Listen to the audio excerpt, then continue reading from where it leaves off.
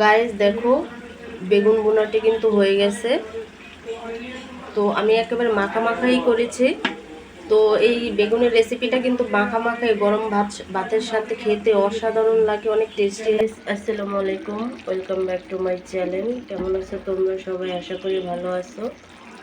আল্লাহর রহমতে আমি অনেক ভালো আছি। তো গাইস, তোমাদের মাঝে রান্নার রেসিপি নিয়ে চলে আসলাম। তো কি রান্না করব তোমাদের সাথে শেয়ার করব। তো গাইস, ভিডিওটি ফার্স্ট থেকে লাস্ট পর্যন্ত দেখতে থাকো, আশা করি ভালো লাগবে। আর ভালো লাগলে প্লিজ একটি লাইক আর একটি সাবস্ক্রাইব করে পাশে থাকবে। তো গাইস, এখানে আমি ভেন্ডি, কাঁঠালের বিচি আর বেগুন দিয়ে শুটকি দিয়ে চচ্চড়ি করে নিয়েছি। তো তোমাদের সাথে আজকে যে রেসিপিটা শেয়ার করবো সেটা খুবই ইন্টারেস্ট আর খেতে অনেকই টেস্টি গরম ভাতের সাথে। তো গাইস, তোমাদের সাথে যে রেসিপিটা শেয়ার করবো সেটা হচ্ছে বেগুন ভাজা, তারপর হচ্ছে বোনা। আর এই বেগুন ভাজার বোনাটা কিন্তু খেতে গরম ভাতের সাথে অসাধারণ হয়। তো বেগুন কেটে ধুয়ে পরিষ্কার করে আমি মশলা মাখায় রাখছি, ভেজে নেব। বেগুনগুলো আমি ভেজে নিছি। তো এখন আমি ভুনা করে নেব।